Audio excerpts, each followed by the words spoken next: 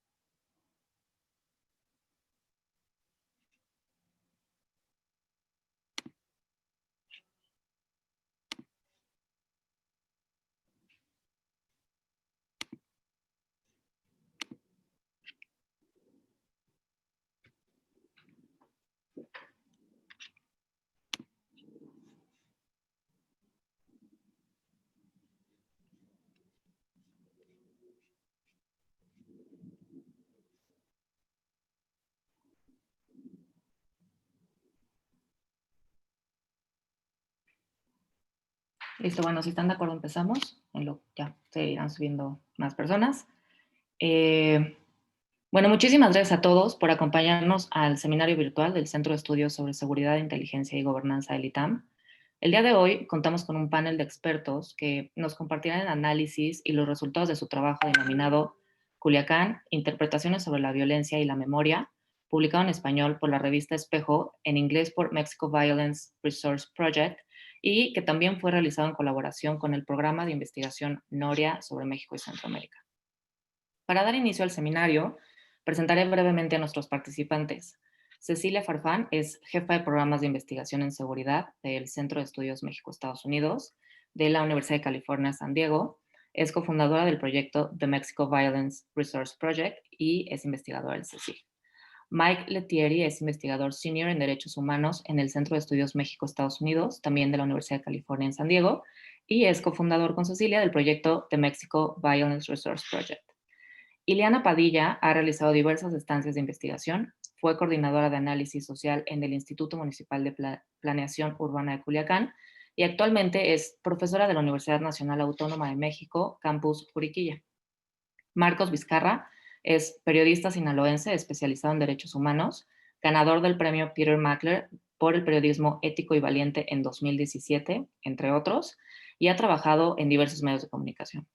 Philip Johnson es candidato a doctor en ciencia política por la Universidad de Nueva York, realizó una base de datos con más de 6,000 narcomensajes y actualmente es miembro del Centro de Estudios México-Estados Unidos por la Universidad de California en San Diego. Sin más preámbulo, le cedo la palabra a Cecilia Farfán para dar inicio a este diálogo. Gracias, Katy, y muchas gracias al CSIC por la invitación para poder presentar este proyecto en el cual llevamos trabajando meses. Es muy importante para nosotros compartir el proceso sobre cómo lo integramos y además cuáles son las lecciones de esto. El formato, la verdad, es que lo queremos hacer lo más agradable y ligero posible. Estamos más interesados en las preguntas que tengamos, más que nosotros hablar todo el tiempo. Entonces, lo que vamos a hacer brevemente es yo voy a dar una introducción sobre qué ocurrió el 17 de octubre, o sea, cuáles son los hechos, y posteriormente Mike le hará algunas preguntas a nuestros autores y también coeditor Philip Johnson, y la idea es, como menciono, tener una conversación más que presentaciones. Voy a compartir mi pantalla. Este es parte, digamos, de los productos, ¿no?, que surgieron como de este proyecto sobre Culiacán, Violencia y Memoria, y es un cronograma ilustrado realizado por la revista Espejo, donde realmente examina los 11 momentos del Jueves Negro. Y bueno, jueves, 3 de la tarde, Culiacán, la gente está yendo a la escuela por sus hijos, está yendo a comer, y comienza este operativo que ahora sabemos no tuvo los resultados esperados de forma muy rápida, y esto es algo que aborda una de las autoras de la colección. Comienzan a circular en redes sociales rumores sobre la detención de Ovidio Guzmán. Es importante mencionar que no había una orden de aprehensión girada en su contra y que los rumores también involucraban a uno de sus hermanos, Archibaldo, no sabía.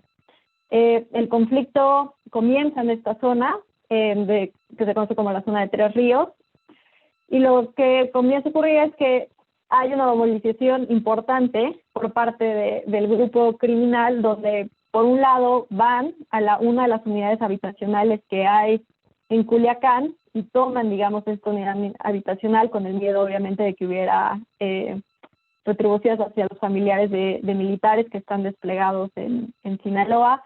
Posteriormente hay una fuga en el penal. Esto también hay videos que circulan en redes sociales, y además se cierran las entradas a Culiacán. Hay estos bloqueos a la ciudad.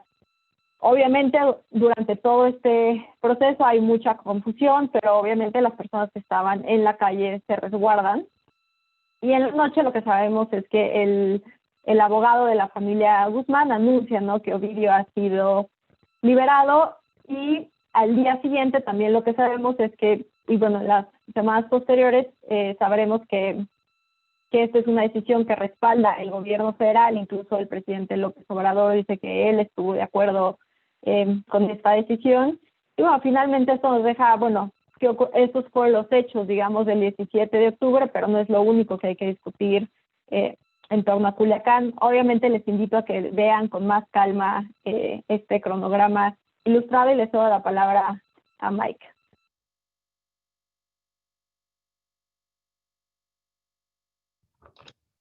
Gracias, Cecilia. Pues, y con esa narrativa vemos realmente lo que fue la narrativa del día, ¿no? Y de los días después, que casi como un videojuego, ¿no? La narrativa estratégica de las acciones de la llamada batalla de Culiacán. Y nosotros, pues, viéndolo, pues, un año después, decidimos que realmente con esa narrativa no ganamos nada. Con esa visión no ganamos nada, que era necesario retomar la experiencia, revisitar los hechos para realmente dar un paso, pues, atrás, para verlo con más calma y pensar en cómo podemos, pues, sacar, no quiero decir más jugo, pero sacar más información de un evento que efectivamente fue un marcador, ¿no?, en la ciudad de Culiacán, pero entenderlo mejor. Entonces, desde esa perspectiva, casi académico, pero también como con afán periodístico, teníamos 4 preguntas. Y la primera fue, ¿qué cambió? Simplemente, ¿qué cambió? En términos de la sociedad de Culiacán, como el impacto que tenían los hechos. La segunda pregunta fue, ¿qué reveló? ¿Qué revelaron los hechos en términos de las prácticas y los códigos de la violencia? ¿Qué reveló en términos de cómo se concibe la violencia en Culiacán? La tercera pregunta fue, ¿qué significó? ¿Qué significaron los hechos en términos de la violencia en México? Porque en el momento, el análisis que salió fue que fue un presidente, que fue, pues, un evento que iba a cambiar todo el comportamiento de las organizaciones criminales en otras partes de México. Entonces, ¿qué significó? Y la cuarta pregunta fue, ¿qué podemos aprender de ello? ¿Qué podemos aprender no solo de los hechos, pero de la experiencia, el ejercicio de reexaminarlos, de revisitarlos? ¿Qué podemos aprender del proceso de hacer este análisis? Entonces, para eso armamos la colaboración con Revista Espejo, con Noria, con varios colaboradores. Intentábamos, pues, empezar desde la perspectiva local, porque para nosotros sí es muy importante contar la historia desde, pues, el lugar de los hechos, desde las experiencias de, pues, los que realmente, pues, vivían. Y para eso teníamos, pues, la participación de varios autores, y a los que tenemos hoy con nosotros, pues voy a preguntar una pregunta a cada uno de ustedes, y voy a empezar con Marcos, con la pregunta de ¿qué cambió? ¿Qué tal? Muy buenos días a todos, buenas tardes a todos. Bueno, esa pregunta cuando se plantea en este proyecto de dossier que elaboran ustedes bien, Cecilia y Michael, y nos causó hasta mucho conflicto de forma local en la revista, ¿no? Porque ciertamente durante todo un año, durante todo este proceso de un año, hemos visto muchas situaciones de violencia todavía marcadas, que sin embargo tienen además un agregado que consideramos muy importante aquí. El primero es que cuando, haciendo un análisis ya muy retrospectivo, vimos que en un principio esto que ocurrió el 17 de octubre del 2019 fue un impacto muy fuerte de entrada porque no había pasado algo así como de capturar, de secuestrar toda una ciudad o toda la ciudad de Culiacán. Sí habían sucedido otros eventos que son muy importantes, ¿no? En la historia no solamente de Sinaloa, sino en la historia del país, como el asesinato en algún momento de uno de los hijos de Joaquín Guzmán Loera, o la detención de distintos personajes, ¿no? Que causaron muchos hechos de violencia posterior y en el momento y posterior, pero no de esta forma como se demostró el 19 de octubre del 2019. Aquella vez toda esa violencia causó tanta afectación psicológica, tanta afectación social, que de pronto nos dejó ese trauma a los sinaloenses, a los culichis principalmente, a las personas que somos de aquí de Culiacán, y un trauma muy difícil de poder trabajar y que era necesario trabajar. Y yo creo que eso es lo importante, era necesario trabajar ese trauma, era necesario hacer una intervención social desde los gobiernos, desde las instituciones, desde la sociedad civil. Sin embargo, ¿qué pasó? El gobierno en su momento, y esto habría que enmarcarlo muy bien, desde el 20 al 25 de octubre del año pasado, se armó una campaña para poder presentarse con distintos actores políticos y sociales. Eran organizaciones civiles, rectores y directores de universidades, empresarios, políticos, el Congreso local, legisladores federales. Y la intención de él, incluso con directores de medios de comunicación, eso es muy importante, y la intención del gobierno local fue cambiar la discusión, el discurso, es decir, hacer como que esto pasó, pero ya quedó atrás. Fue un episodio más y ya fue todo. Y eso sucedió, realmente el discurso oficial ganó, sobre todo. El periodismo se cayó abajo, las historias se cayeron abajo. Ciertamente esto todavía permaneció un mes entero en la agenda nacional, pero luego viene otros hechos violentos, como lo que sucedió en el norte del país con la familia Levarón, y de pronto esto queda sumido como en un pantano. Y todo este trauma, todo ese trabajo que debió haber sucedido psicosocial con la sociedad de Culiacán, con la sociedad de Sinaloa, no ocurrió jamás. Entonces vemos ahora con esta recopilación de historias que el trauma se mantiene. Pese a todo, el trauma se mantiene. Realmente lo que ha cambiado es realmente la visión que había así del crimen organizado, que eso sí es muy importante.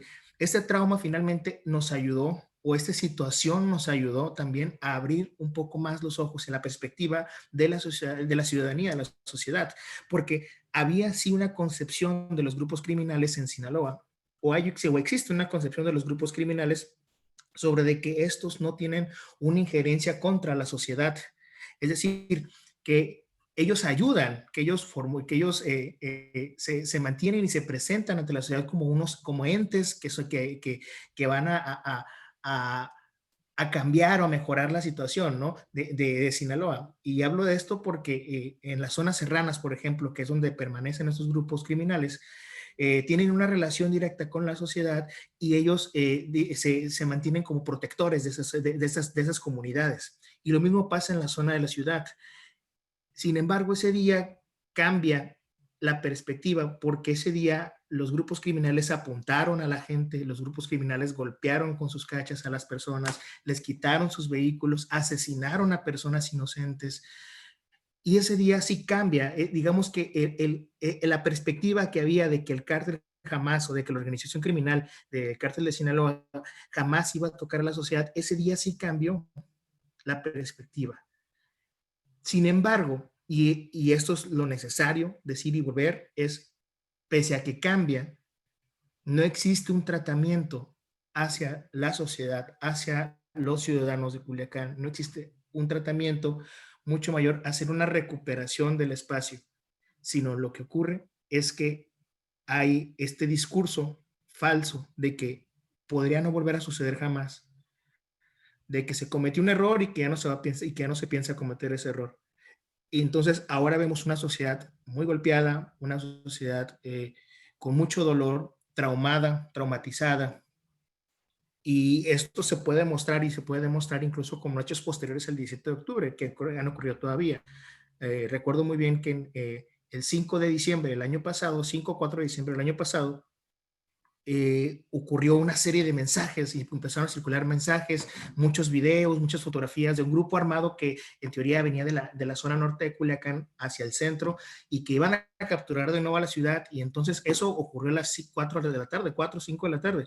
Entonces la Universidad Autónoma de Sinaloa cerró sus puertas, los trabajos se cerraron sus puertas, la gente, había un pánico, había mucho pánico, los mensajes estaban corriendo como si fuera a ocurrir otro evento similar al 17 de octubre.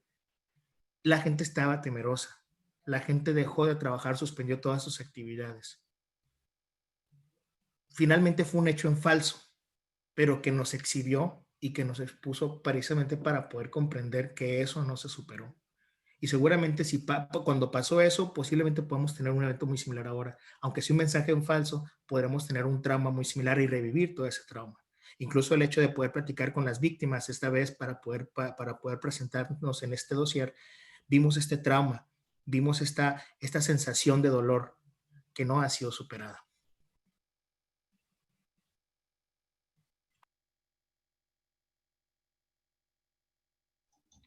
Gracias, Marcos. La segunda pregunta, pues, va para Eliana y es, ¿qué revelaron los hechos? Muchas gracias, Michael. Muchas gracias por la invitación. Qué gusto escucharlos, qué gusto escucharte, Marcos. Bueno, sí, yo tengo un par de puntos respecto a qué reveló el Jueves Negro, que llamamos Jueves Negro los sinaloenses. Bueno, lo primero, y se ha comentado, es la falta de diagnósticos específicos y de estrategias diferenciadas por parte de las autoridades federales en cuanto a las estrategias de seguridad. Es decir, quienes estudiamos ciencias sociales, ciencias políticas y otros conscientes de lo que sucede en el territorio, pues sabemos bien que cada localidad responde de manera diferente ante eventos exógenos. El lugar importa, es decir. Y en Culiacán, bueno, pues citando a Moloch, pues tenemos ciertas tradiciones, cierto carácter de la ciudad, ciertos elementos que nos hacen diferentes en cierto sentido y que le dan a la vez a la violencia sus propias características. Esto que Anderson ha llamado códigos de la calle y nosotros llamamos los códigos de la violencia en el espacio urbano. Estos códigos en Culiacán son arreglos no escritos que han creado cierto orden social que permiten a los diferentes actores interactuar en el espacio.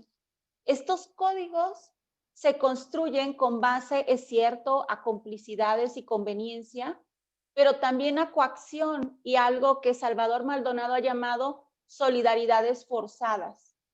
Entonces, en este orden social, donde los sinaloenses, bueno, en este caso, los culiacaneses, trabajan, van a la escuela, transitan con solo cierta tranquilidad, pues se ven desafiados de tanto en tanto. Recuerdo, por ejemplo, que hace, ¿qué será?, un par de años, un profesor canadiense me invitó a platicar con sus estudiantes de universidad sobre la violencia en Sinaloa.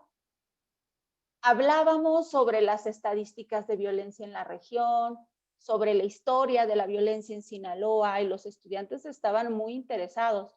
Al final, les pidió que levantaran la mano para hacerme preguntas. 3 estudiantes tenían la misma pregunta y era, ¿por qué vives ahí? Me decían, ¿cómo sales en la noche? ¿Cómo salen tus hijos? ¿Cómo van a fiestas? Bueno, pues es que en Sinaloa en Culiacán no es que hayamos normalizado la violencia. Lo que pasa es que hemos construido a través del tiempo y con base a relaciones, con base a acuerdos no escritos, cierto orden social, un orden social que permite que la ciudad y que la vida urbana funcione, ¿ok? Bueno, este orden social, les decía, se ve traicionado. En ciertos momentos se reconfigura cuando los actores deciden, pues, incurrir en ese relativo orden, esa relativa tranquilidad. Y bueno, el Jueves Negro es un ejemplo de esto. ¿Por qué lo llamo traición?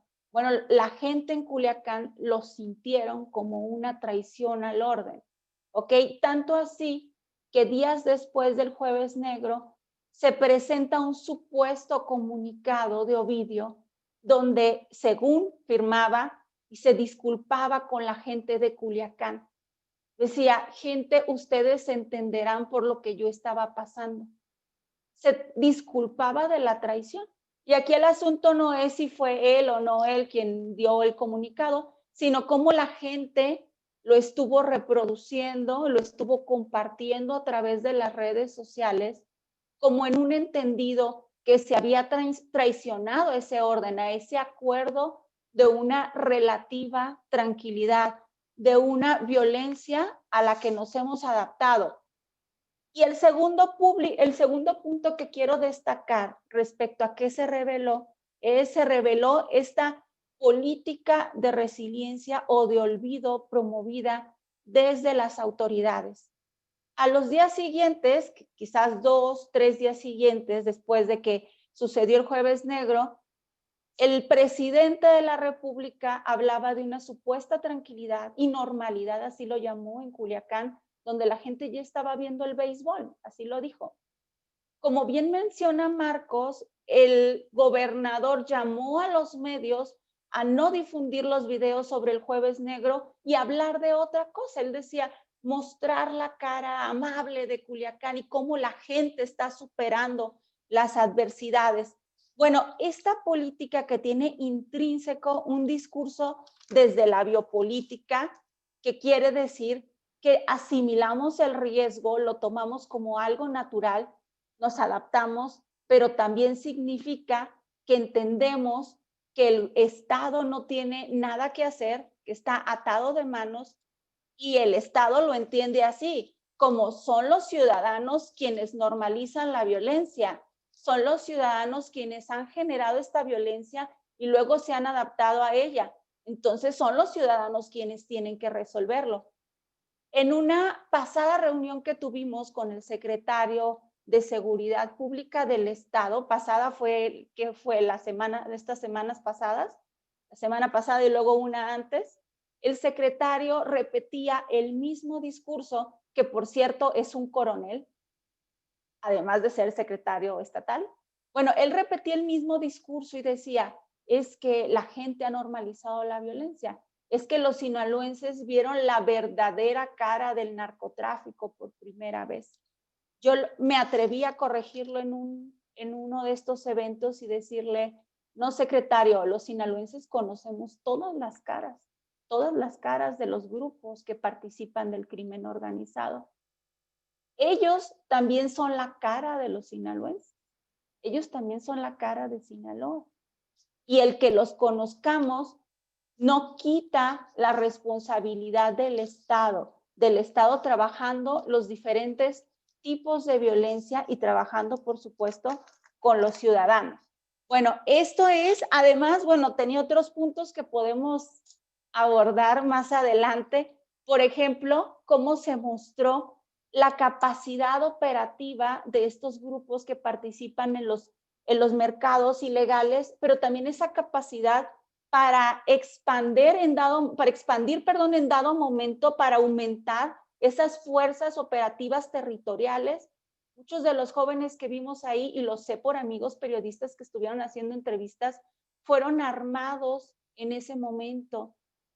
Estos jóvenes son simpatizantes, están en las periferias de las estructuras del crimen organizado, es decir, no participan muchos de ellos ni siquiera como informantes, están allí, están como una especie de reserva, de simpatizantes reserva que en dado momento pueden ser llamados. Estos jóvenes, los jóvenes en Sinaloa, no se han tomado como parte de la política social ni de la política de seguridad en el Estado, no se han puesto al centro del discurso. Bueno, pues eso y otros tantos puntos que podemos platicar aquí. Gracias, Eliana. Pues la tercera pregunta va para Philip y es la significancia de los hechos. Y pues, ¿qué sacamos de un análisis de los análisis? Gracias, Mike, y gracias, Mike, para tu visión, ¿no? Con esta investigación y para todo tu trabajo, ¿no? Bueno, buenas tardes a todos. Yo soy Philip, yo soy de Australia, entonces yo puedo ofrecer una perspectiva más de afuera, ¿no? De Culiacán y Sinaloa, desde el otro lado del mar. Y para pensar, para responder a esta cuestión, ¿no? ¿Qué significó? Creo que tenemos que pensar en quién quiere significar algo o determinar el sentido de los eventos, ¿no? En la introducción de esta investigación, yo hablo específicamente de las interpretaciones de los expertos y los analistas de seguridad, adentro de México y afuera de México, pero más con una perspectiva nacional o internacional, ¿no? Y básicamente creo que la significación para ellos es siempre lo mismo, en sentido que es cada evento o cada espectáculo es algo nuevo y algo sin precedente, ¿no? En la introducción yo escribo de las tres interpretaciones de Jueves Negro, ¿no? Uno de Culiacán como una zona de guerra, otro de Culiacán como un precedente totalmente nuevo para seguridad en México, y otra Culiacán como como rendición de la autoridad del gobierno federal, ¿no? Pero los tres juntos tienen siempre esta idea de algo nuevo, algo con Jueves Negro, con Culiacán, que nunca ha pasado y que va a cambiar todo, no solamente dentro de la ciudad, pero en todo el país, ¿no? Y bueno, como muchos saben y como todos escriben aquí en esta investigación, en cada punto, en cada de los tres puntos, hay algo muy familiar en esta cosa nueva, ¿no?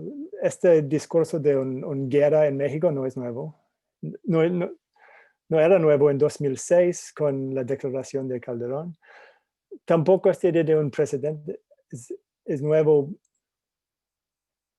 Más bien es como cada vez que hay algo nuevo, un espectáculo, hay algo similar, ¿no? Recuerdo en julio con los videos de un convoy del Cártel del Jalisco con muchos sicarios armados gritando y demostrando su fuerza. Bueno, después, otra vez, ¿no? Muchos expertos dicen que, ok, mira, tenemos algo sin precedente en México, ¿no? Un convoy tan fuerte con los narcotanques, bla, bla, bla. Pero siempre la reacción es nuevo y por esta cosa nuevo tenemos una nueva crisis y necesitamos una nueva reacción, ¿no? Algo similar pero más fuerte a lo de antes, ¿no? Por eso creo que afuera de los expertos y los analistas hay otras personas que quieren como determinar la significación y en un sentido similar, ¿no? Como en noviembre, periodistas de Estados Unidos, de Australia, estaban en tours, ¿no? En Sinaloa, para ver los laboratorios de metanfetamina. Y en Australia leímos unos como op-eds de los laboratorios en la selva de Sinaloa, ¿no?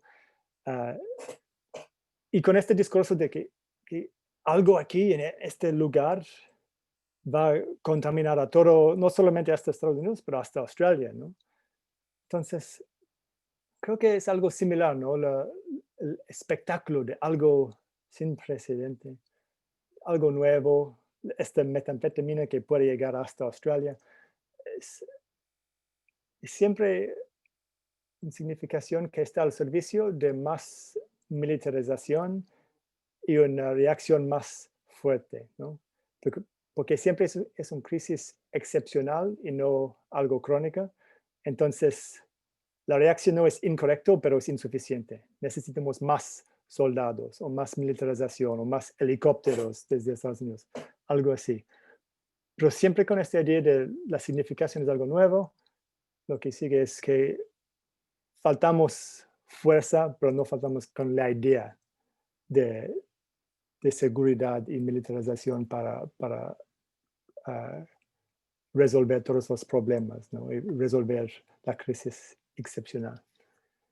Gracias, Mike. Gracias, Philip. La cuarta pregunta, pues quiero empezar con Cecilia, pues preguntando, ¿qué podemos aprender de este ejercicio? Pues de la... ¿Qué aprendemos de todo eso?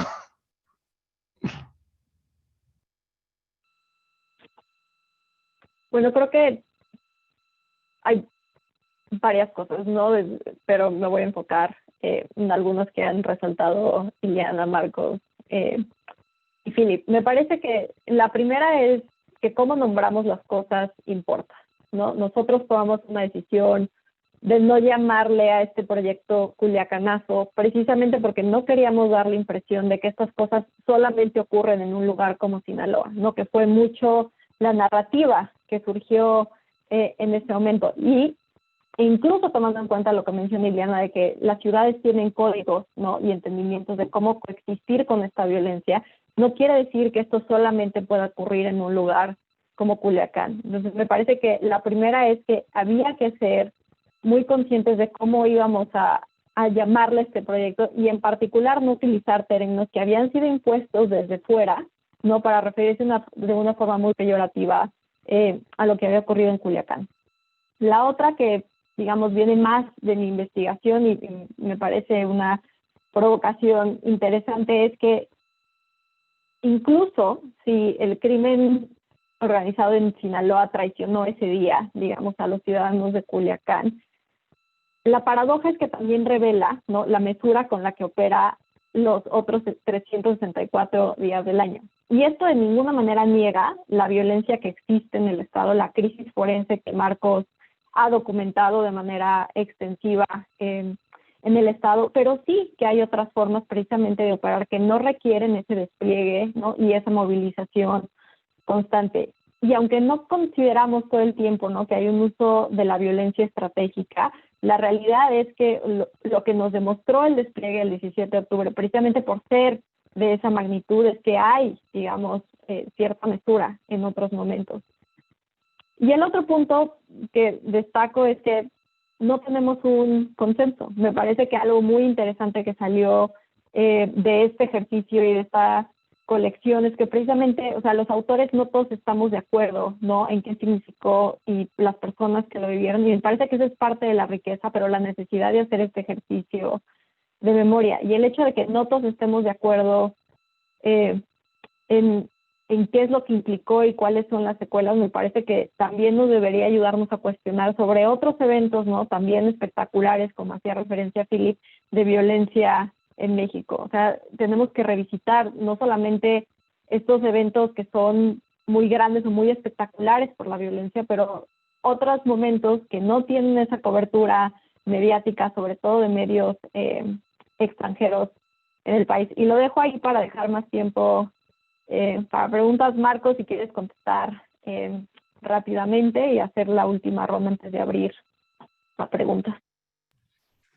Sí, Ceci, creo que el tema, existe algo que Philip maneja y que también abundas un poco más, y el tema tiene que ver con esta revictimización que hay, ¿no?, de la sociedad respecto a los catálogos que se dan.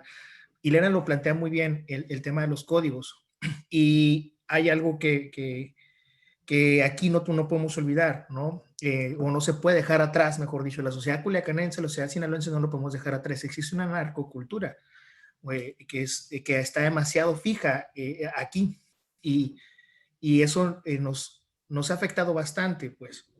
Tenemos de pronto se han creado muchas ideas después basadas en este discurso oficialista, que los grupos criminales son grandes cárteles y todo eso, y al mismo tiempo se ha formado todo un discurso oficial en medios de comunicación, en plataformas de streaming respecto a cómo es el narco, ¿no? Cómo puede ser el narco, cómo es de pronto todo estos imperios, estas gentes, esos hombres guapos, esas mujeres guapas, esta fortaleza económica que pueden llegar a tener. Y lo interesante es cuando uno llega y quiere ahondar justo en esos grandes imperios y empieza a toparse con pared que realmente no existen. Realmente no. Me gusta mucho recordar un poco a César López Cuadras, este autor novelista sinaloense que murió en 2013, ya por la edad, pero César López Cuadras planteaba, ¿no? Dentro de sus novelas, cómo esta visión de la narcocultura está como demasiado exagerada, exacerbada, ¿no? De pronto ver que estos grupos criminales, estos grandes imperios criminales se encuentran allá en la zona serrana, en casitas, en chozas, en casas que apenas están formadas, empleando a gente, incluso muchas veces de una forma esclavizante, pues, que son indígenas en muchos de ellos. Cuando realmente se ve la precarización en la que viven, uno se pregunta, ¿dónde queda todo ese imperio que nos han contado? ¿No? Sin embargo, ese discurso permanece aquí en la ciudad y ese discurso se mantiene porque nos han planteado muchas ocasiones que el narcotráfico es una vía muy fácil incluso para poder plantearnos salidas, ¿no? Para poder plantearnos una mejora económica, una mejora social, y no es así. Y dentro de todo esto empiezan a haber medidas en lugar de que creo yo hasta cierto punto negativas porque no hay un contradiscurso alrededor de él. Vemos esta parte donde la autoridad dice, mire, los culiacanenses, los sinaloenses ya somos mucho más que eso, pero no existe como tal un discurso de que sea mejor que eso, ¿no? Y de pronto empezamos a ver esta fortaleza que hay respecto a esos discursos cuando nosotros estamos entonces viviendo un momento en el que de demasiado dolor. Vemos de pronto que esta fortaleza ha ayudado y ayudó mucho a lo que planteaba Ileana. Hay muchos jóvenes principalmente, hay muchos niños y jóvenes que piensan en esto como una motivación para el momento de crecer y poder desarrollarse socialmente posteriormente. Sobre todo en esas colonias que tienen muchos problemas sociales, familiares, económicos y todo esto, ¿no? Ven en ello una posible solución. No quiere decir que todos los niños y los jóvenes piensan en que pueden llegar a ser criminales posteriormente. Pero también falta y se encuentra esa ausencia, pues, y lo quiero remarcar, existe una ausencia muy fuerte de ponerle las cosas por su nombre. Y en lugar de nosotros llamarles narcotraficantes, tenemos que llamarles grupos criminales, porque son grupos criminales todos los días están matando gente, todos los días. En lugar de plantearnos esta parte en de que ellos matan y que ellos están haciendo sufrir, que ellos desaparecen a personas, no estamos haciéndolo. Estamos al contrario fortaleciendo todos esos discursos, ¿no? Les replicamos en todo momento este discurso oficial y le ponemos nombres bien fantásticos porque así nos lo dictan las agendas oficiales como narcotraficantes, como cárteles, como jefes, como cabecillas, como líder de gatilleros. O sea, acabo de hacer un pequeño enunciado de frases poderosísimas que todos los días podemos ver en la prensa, todos los días. Y no vemos reflejado que eso está matándonos y nos está desapareciendo y está haciendo sufrir a miles de personas en todos los espacios, no solamente en Sinaloa, es en todo el mundo, ¿no? Vemos ahora que todo esto, por ejemplo, voy a citar un poquito a la actualidad, ¿no? Vemos ahora que está detenido el general Salvador Cienfuegos Cepeda por un tema de crimen organizado. Y no hemos todavía meditado, al menos no sale en la prensa todavía, que realmente el tipo que debía cuidarnos nos estaba matando. Verlo así, verlo como una forma de posiblemente, porque todavía no ha sido condenado el señor, pero posiblemente ese tipo nos estaba matando. Ese tipo era un asesino posiblemente. No lo estamos viendo así. Estamos viendo un asunto político, estamos viendo todo menos lo que deberíamos estar viendo. ¿no? Y justamente hago esta reflexión porque esta decisión que se tomó por parte de ustedes, Michael, Ceci, respecto a llamarle o no Culiacanazo, creo que fue muy acertada en no llamarla. De entrada, porque no es un logro y no es un momento histórico, pues es un momento histórico triste y malo y negativo para nosotros, pero más allá de eso, mencionar y establecer Culiacanazo realmente era estigmatizar más a la ciudad de lo que ya estábamos estigmatizados, ¿no? Era todavía establecerle un mote doloroso, porque para nosotros Culiacanazo es realmente, ay, Culiacanazo es dolor, es tragedia. Y, y es cierto, no queremos eso, ¿no? Habemos al menos un sector de la población que no, realmente no queremos eso. Y bueno, creo que ahorita voy a ahondar un poco más en el tema de qué podemos hacer, ¿no? O qué debería pasar, pero aquí me quedaría así, gracias.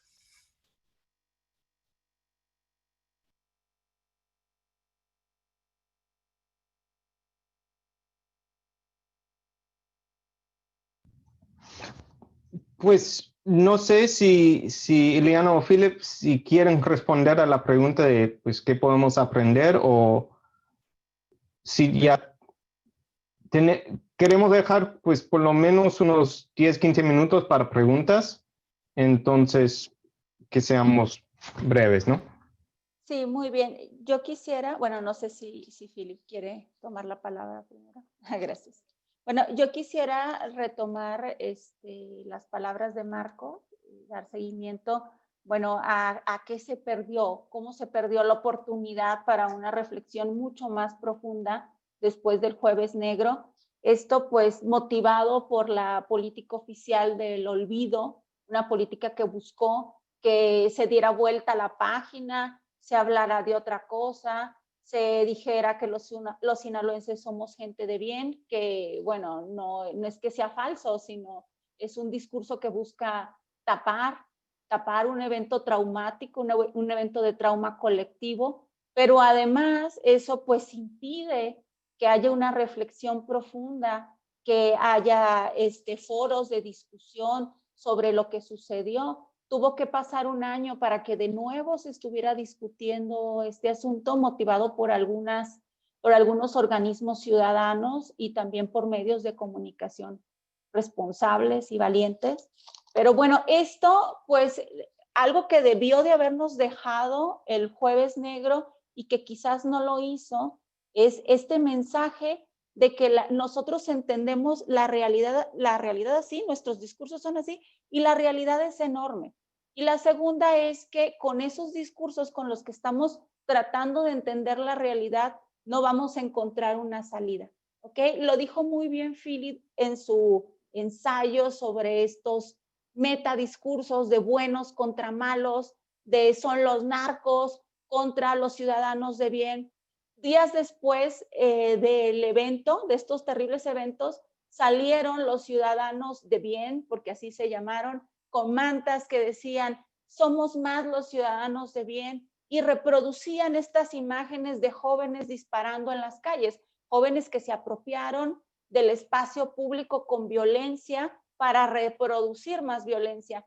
Entonces, se fomentó además esta espiral que le llamo de estigmatización de los jóvenes, donde son víctimas y victimarios, son víctimas de diferentes tipos de violencia, como de la estigmatización, de la discriminación, de la marginación, y además refuerzan ese estereotipo y luego vuelven a ser estigmatizados y discriminados. Entonces, en este mensaje de somos los ciudadanos de bien, somos más los buenos, bueno, pues el gobierno del estado fomentó además esa separación, ese metarrelato de, ok, es un asunto de policías contra los narcos, es un asunto de gente buena y gente mala, y no, es un asunto que nos implica a todos, donde participamos de manera directa e indirecta, forzados o voluntarios, lo estamos construyendo, y Estado y ciudadanos, con gran responsabilidad del Estado, debemos de buscar las maneras y los caminos de salida.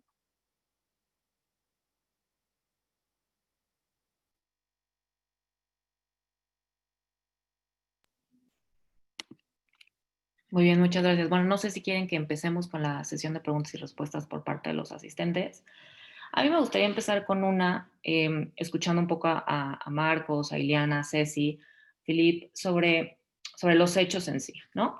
¿Ustedes consideran que los hechos del 17 de octubre evidenció que esta supuesta protección que suele darse por parte de los grupos criminales a las comunidades es realmente porque forma parte de su negocio o no? O sea, ¿esta traición se traduce en eso, en ese mensaje que que recibió Culiacán o qué me podrían decir al respecto?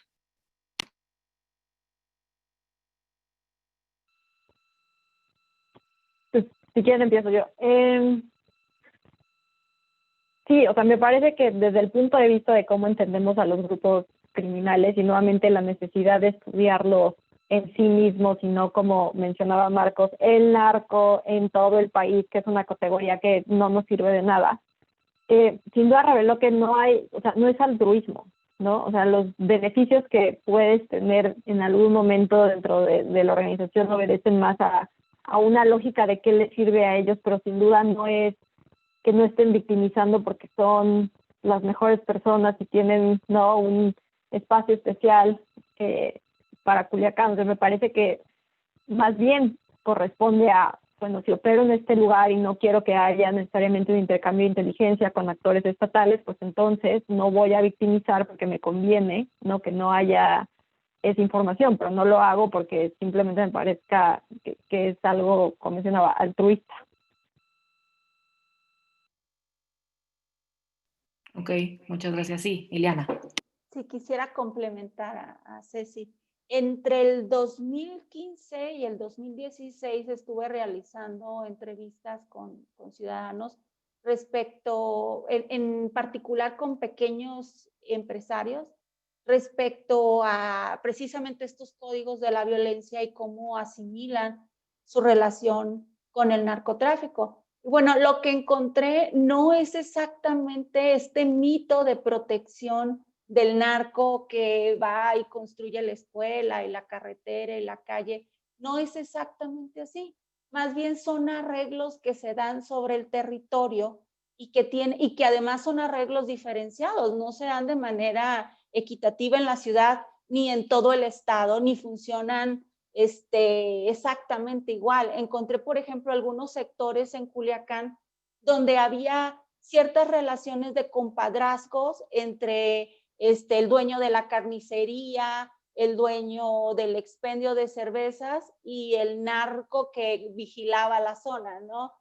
Que se encargaba del narcomenudeo. Entonces, en esos acuerdos tácitos, que eran acuerdos entre amistad, compadrazgo y también a veces solidaridad forzada. O sea, eres mi vecino, te reconozco, no me meto contigo, pero si en un momento necesito de tu ayuda, necesito de tu protección, bueno, pues nos llevamos bien y hacemos una especie de acuerdo donde tú me ayudas y yo te ayudo, yo callo, yo no digo nada, yo veo, pero no opino. Entonces, son acuerdos mucho más finos y se dan de maneras diferenciadas en los diferentes lugares.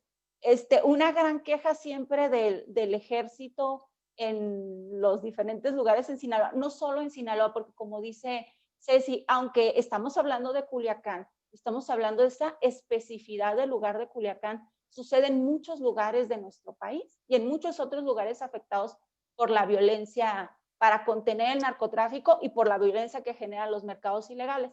Entonces, encontramos estos arreglos que se dan en muchos lugares donde por un lado tenemos acuerdos y por otro lado tenemos también miedo de denunciarlos.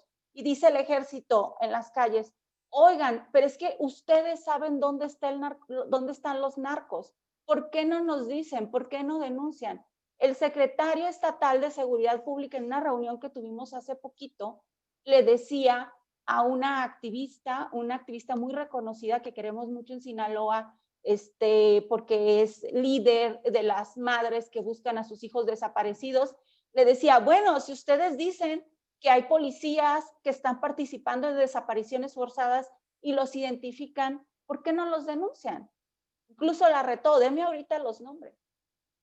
Bueno, la pregunta que le hicimos nosotros es, ¿ustedes la van a cuidar? ¿Ustedes la van a proteger?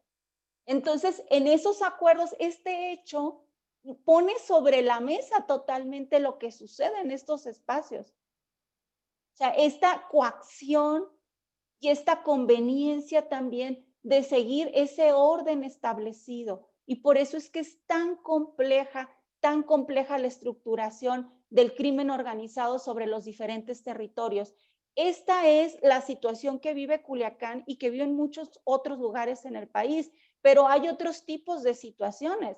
La situación que vive Celaya, por ejemplo, con otros grupos, con otros códigos, con otras estrategias y también con otras estrategias de seguridad que llegan sobre el territorio desde la federación, pues provoca también otro tipo de violencias y otro tipo de arreglos sobre el espacio. Entonces, yo lo que digo es que este mito del narco bueno que ayuda, que pone la iglesia y construye la carretera, pues ya tiene que terminarse. Necesitamos, como dije en un inicio, diagnósticos específicos y estrategias diferenciadas. Conocer qué sucede en los territorios y desde ahí partir hacia las estrategias de seguridad. Muchas gracias, Ileana. Marcos, ¿quieres agregar algo? Sí, nada más Adelante. para poder agregar algo a lo que bien menciona Cecilia y también Liliana, ese tema de los territorios, este tema de una ausencia de diagnóstico es muy importante. Me remontaré un poco al pasado, al 2014. Hubo una serie del 2014 al 2017, 2016, perdón. Hubo una serie de encuentros entre empresarios mineros que están en Sinaloa instalados con las autoridades civiles y locales. Y lo interesante fue que en un momento hubo una ocasión que empezaron a subirse todo esto, las pláticas, esto lo sé porque cuento con las bitácoras, se han hecho públicas y hemos hecho distintas publicaciones al respecto. Las pláticas giraban en torno al desarrollo minero en Sinaloa, algo muy normal. Y de pronto, un día ocurre un robo, un asalto a una mina en el municipio de Mocorito, un robo considerado como el segundo más grande e importante de oro en Latinoamérica, en América entero. Y entonces, a partir de esa reunión en adelante, empezaron a exponerse distintos planteamientos de violencia y de inseguridad en la zona serrana. Y al mismo tiempo, empezaron otros empresarios, eso se establece en las minutas, otros empresarios a normalizar estos movimientos de grupos criminales en zonas serranas, diciendo y argumentando que ellos mantenían una buena relación para poder seguir manteniendo sus operaciones. Y eso es demasiado importante, porque esto nos habla y nos explica y nos ayuda a comprender otro fenómeno. En aquel tiempo, para 2014, ya sumábamos alrededor de más de unas 34,000 personas que habían sido desplazadas de la zona serrana. Y eso no son números míos, son números y diagnósticos que mantiene la Comisión Nacional de Derechos Humanos, la Comisión Mexicana de Promoción y Defensa de los Derechos Humanos y otras organizaciones civiles. Y han sido reconocidos por el mismo gobierno de Sinaloa. O sea, del 2010 al 2014 hubo un desplazamiento forzado de personas, una migración forzada de personas de la zona serrana, y al mismo tiempo, del 2009 incluso al 2014 se fortaleció la región minera en Sinaloa, que acapara el 30% de todo el territorio sinaloense. Estas minas operan ahí y se mantienen ahí. Y, o sea, extraen oro, plata, plomo, hierro y otros minerales más, y se mantienen con una convivencia con los grupos criminales. Jamás se ha hablado de extorsión, y los reportes que tienen en sus gobiernos, muchas mineras, que principalmente Canadá y Estados Unidos, no mencionan que son extorsionadas, ni mucho menos mencionan esta relación con los grupos criminales, pero sí hay una relación. Es decir, ellos saben que existen, coexisten en el mismo lugar y pues dejan operar a las minas. ¿Por qué o cómo? Bueno, eso no tenemos la explicación, pero dejan operar las minas, más no dejan vivir a las personas que viven en la zona serrana, ¿no? O sea, esta parte de lo que hablé también sobre esta reunión que tuvieron, también se tuvo en algún momento en esas reuniones en la misma Secretaría de Economía Local con los empresarios mineros, Y se mencionaba también por en aquel tiempo por los mandos policiales de díganos quiénes son y denúncienlos.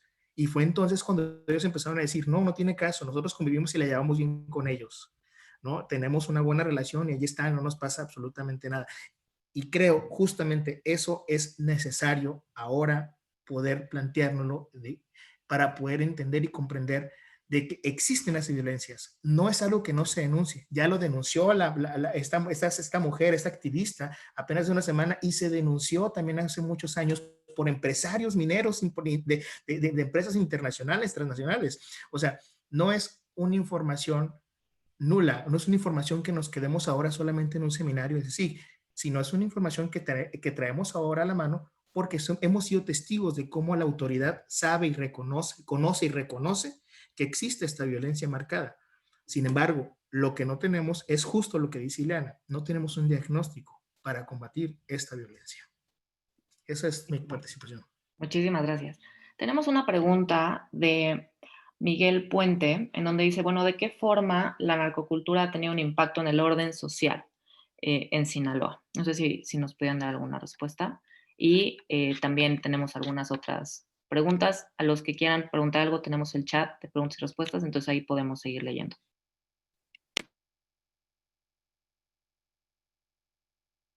Filipe, adelante, gracias. Bueno, una cosita muy breve. Y es que esto es, voy a contestar a las dos preguntas juntos, ¿no? Creo que tenemos que estar muy claros la diferencia entre una reflexión de la realidad y una proyección de lo que los narcos, también los gobiernos quieren poner en público, ¿no? Cada espectáculo, cada muestra, toda la propaganda del gobierno, de grupos criminales, es un show, ¿no? Entonces, y el problema con mucho análisis es que están viendo un show como data, como la realidad en la Tierra. Pero hay una diferencia y obviamente este discurso de como el bandido bueno o bandido social es proyección, pero es muy, muy, muy útil para la media, para el aparato de seguridad, para unos criminales, unos jefes. Entonces, entre el show y la realidad, siempre tenemos que pensar en la diferencia y por qué ciertas personas quieren proyectar fuerza en esta manera, ¿no? ¿Por qué quieren proyectar esta idea que están mandando a todos lados de Culiacán o en otras partes? Y por eso, pensando en la diferencia, creo que podemos ver más claramente la diferencia entre el discurso de espectáculo y crisis y excepción y la realidad cotidiana, que es, bueno, es fuerte y tiene sus problemas, pero no es siempre espectáculo y después espectáculo. Tampoco es como los Robin Hoods o los buenos bandidos con su dinero a todos lados y todos sus fans. No, es algo mucho más complicado, no solamente como como dice Mike, ¿no? Esta idea de héroes y gran narrativa. Ok, muchas gracias. Bueno, tenemos otra pregunta de Enrique Solís. Haciendo referencia a estas especificidades que tienen que existir en el entendimiento de la narcocultura de los grupos criminales, ¿ustedes consideran o qué características deberían existir nuevamente para que exista un evento similar en Culiacán?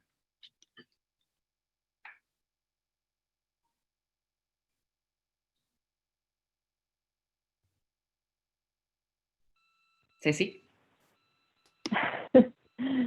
Voy a empezar a ver si se animan los demás. Creo que volviendo a los puntos de Ileana y de Marcos, o sea, si no tenemos esos diagnósticos, entonces no podemos saber cuáles son esas condiciones que hagan que esto ocurra en Culiacán nuevamente. O sea, ¿qué sabemos que es mala idea hacer un operativo de este tipo entre semana, ¿no? A las 3 de la tarde. O sea, pero eso sería, me parece, en cualquier ciudad del país, no exclusivamente de Culiacán y yo como lo veo es, sin ese diagnóstico, sin entender qué es lo que está ocurriendo a nivel local, no vamos a poder anticipar, ¿no?, esas otras condiciones que permitirían que volviera a ocurrir.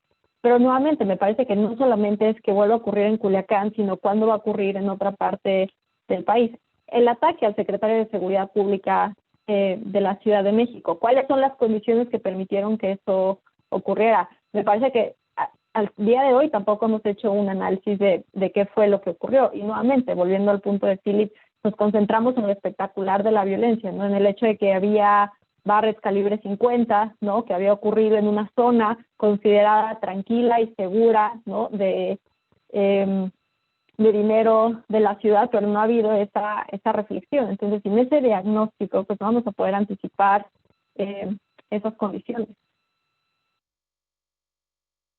Sí, Ileana. Sí, estoy de acuerdo con Ceci. Necesitamos mejores datos, mejor entendimiento de la realidad para conocer esos elementos que menciona, ¿no?, quien hizo la pregunta.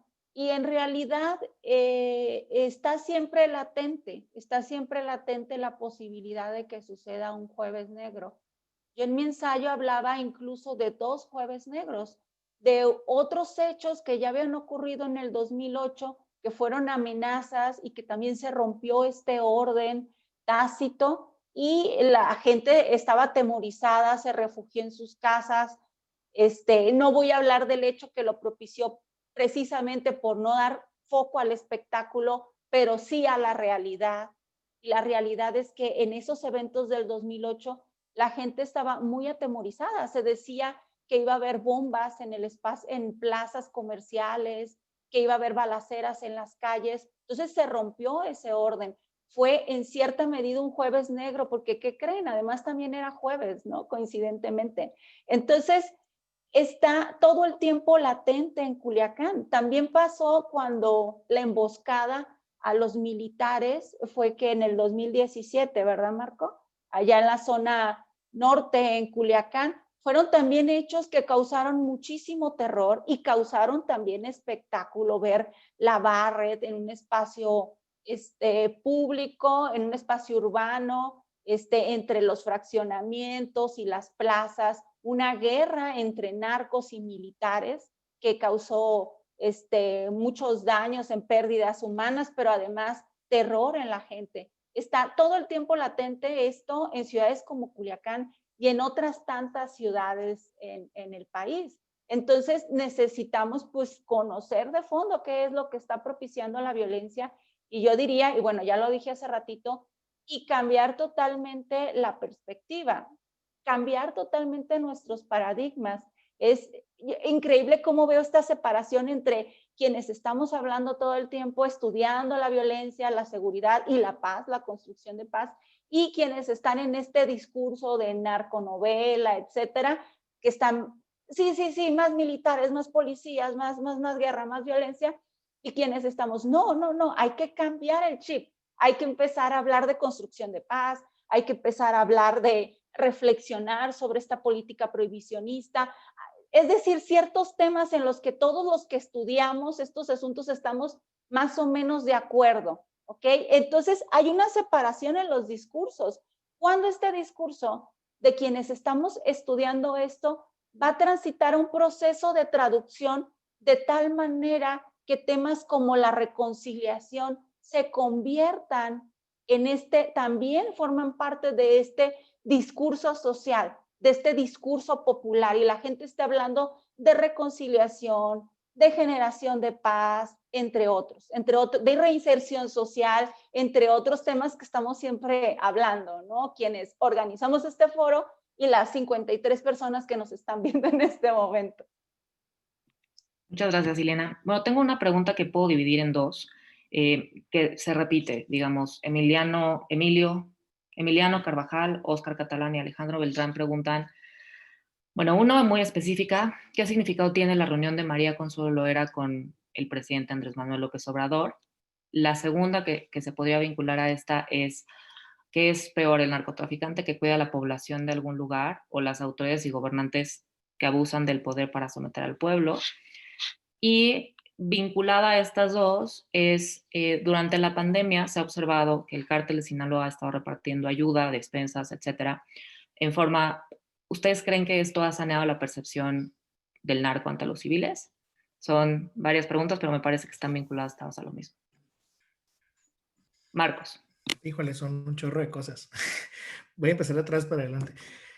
No, no ha mejorado. Yo creo que, o sea, sí ha habido durante la pandemia apoyos, ¿no?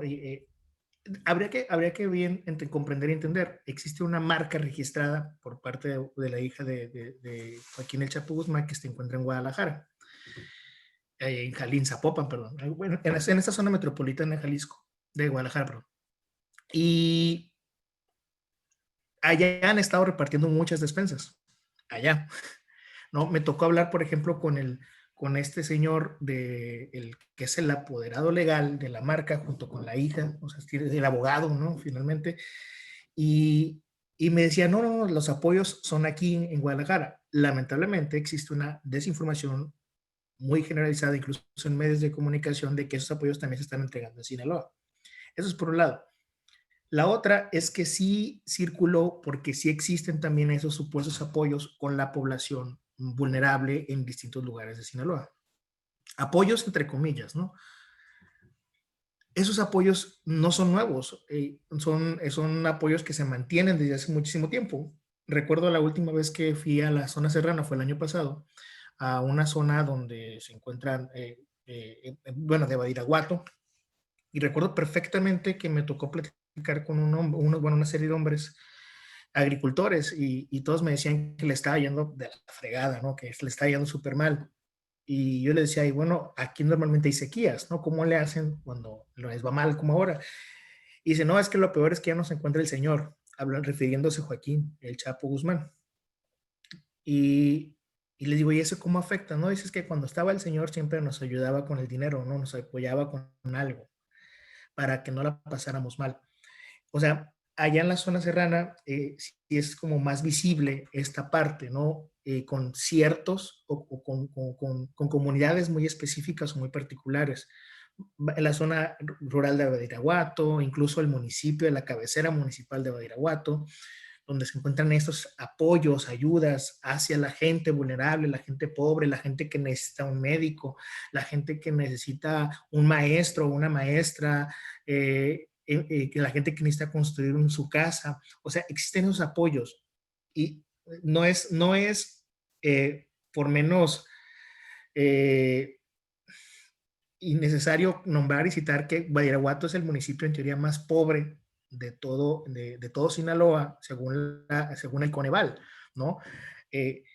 Es importante tenerlo con nosotros y partiendo de eso, cómo se da esta relación entre el grupo criminal, pues, entre los grupos criminales con la población, llama la atención porque sí existe todavía esto, ¿no? Sí existe esa parte, existe todavía donde se cree y se mantiene, o sea, que la sociedad culiacanense se haya visto afectada y haya tenido un shock respecto a la información que tenía el cártel o de esta organización criminal, pues no quiere decir que eso haya pasado en todo Sinaloa. No quiere decir que todo eso haya pasado con todos los grupos civiles. Existe todavía una falsa percepción de quiénes son estos grupos criminales. Y existe, insisto, como lo decía hace rato, porque no existe tampoco un contradiscurso para poder abatir y combatir esta parte en la que ellos sí tienen un territorio bien ganado. Lo mencionaba Ileana, hablando de los códigos y los territorios, ellos conocen perfectamente el territorio. Lo conocen tan bien que tanto físico como psicológico que saben, y socialmente, perdón, que saben con quién llegar y cómo llegar, ¿no? Recordaré algo que pasó hace unos años cuando fue esta segunda detención de Joaquín Guzmán, que hubo esta marcha en 2014, en febrero del 2014.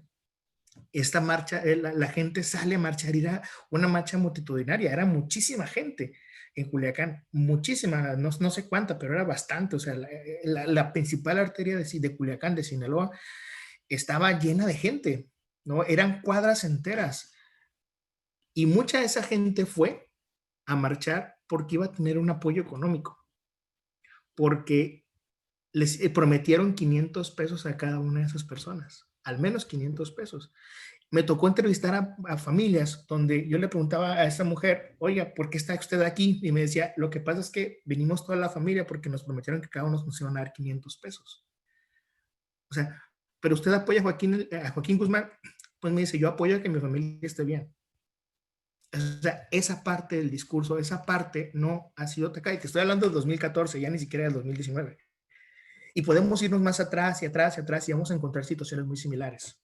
Vamos a encontrar esa situación en la que es difícil poder trabajar y poder hacer, poder proponer algo si no existe también un contradiscurso bien formado, ¿no? Ileana lo plantea muy bien. Si no tenemos un operativo, vaya, diseñado a un tema de enseñanza, un tema de colaboración, un tema de fortalecer a la sociedad, si no tenemos un programa que vaya destinado a cambiar este discurso, pues jamás va a pasar absolutamente nada. Y respondiendo incluso a la pregunta anterior, como no estamos con un momento tan latente a que ocurra un episodio similar al del año pasado, porque justamente como dice Elena, no tenemos nada de eso que nos ayude a cambiar estas perspectivas sociales, económicas y sociodemográficas y todo lo demás, ¿no? Muchísimas gracias, Marcos. ¿Alguien más que quiera? Sí, quiero complementar brevemente sobre esta relación ambivalente de los sinaloenses con el narcotráfico y respecto a estos mitos, ¿no? Del narco bueno, el narco malo.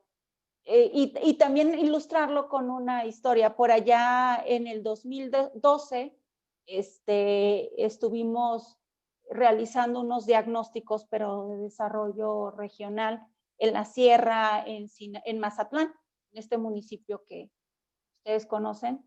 Bueno, subimos, así le decimos nosotros, a la sierra, fuimos a la sierra y estuvimos platicando con la gente y había mucho dolor en esos lugares de la Noria, hacia arriba, como dicen ellos, porque en aquellos momentos estaban entrando los Zetas por esa zona y había una guerra entre grupos del crimen organizado. La gente pues estaba en el medio. La estrategia de los grupos de este llamado del Pacífico, por así decirlo, fue armar a los jóvenes de la comunidad, subieron y les llevaron armas para que pudieran defender los territorios. Después, cuando finalmente ganaron la guerra de ese territorio, los jóvenes quedaron armados, además pues con mucho poder sobre la comunidad. Entonces empezaron a asaltar los caminos y empezaron a cometer otros hechos delictivos atentando contra la misma comunidad. Entonces lo que hizo este grupo del crimen organizado fue subir de nuevo a la sierra y asesinar a los jóvenes para desarmarlos. La comunidad estaba dolida, muy, muy dolida, en un momento de esta ambivalencia con el crimen organizado, entre un crimen que llega y da y construye quizás algo por ahí y da trabajo, pero también un crimen que llega y se lleva a tus hijos, que lleva y se lleva a los jóvenes de la comunidad, que los arma y después los asesina. Entonces, es una relación compleja, es una relación muy, muy compleja, no es solo, digamos, va más allá de ese discurso que mencionaba Philip como del Robin Hood, ¿no? Del narco bueno. Es un narco bueno y malo y la gente en Sinaloa lo sabe. Por eso decía yo hace rato, secretario se equivoca cuando dice que por primera vez a partir del Jueves Negro la gente en Sinaloa vio la verdadera cara del narcotráfico. Claro que conocemos la cara del narcotráfico y sabemos que no necesariamente es la cara que plantean los medios de comunicación, sobre todo los medios desde el exterior que participan en este espectáculo. Muchísimas gracias. Bueno, Mike, te cedo la palabra para el cierre de este evento. Nos quedamos con muchas preguntas todavía en el tintero, pero me parece que ya no nos da tiempo para terminarlas. Muchísimas gracias, Michael, y te cedo la palabra. Pues creo que sobre todo el ejercicio nos enseña la importancia de escuchar las perspectivas locales, pues para poder hacer este diagnóstico, ¿no? Que necesitamos tan evidente, ¿no? Y pues paso a Cecilia. Gracias, Marco. Gracias nuevamente al CSIC. Es un gusto estar en mi casa, el ITAM, presentando esto. En el chat puse para todos mexicoviolence.org. Ahí pueden descargar el PDF de este proyecto sobre Culiacán en inglés y en español, pero también tenemos otro contenido, incluyendo entrevistas, sobre todo con periodistas locales como Marcos, que sin duda son esenciales para este tipo de ejercicios. Muchas gracias a todos los que se sumaron, nos escucharon, y muchas gracias por leernos. Nuestra información de contacto también está disponible por si quieren enviarnos algunas preguntas, y nuevamente gracias al CSIC. No, gracias a ustedes por este interesante diálogo. Con esto concluimos el seminario y bueno, a nombre de Vidal Romero y de Jorge Tello Peón, directores del CSIC, les doy muchísimas gracias por habernos acompañado. Que tengan bonita tarde. Gracias a todos. Adiós. Gracias. Gracias, adiós.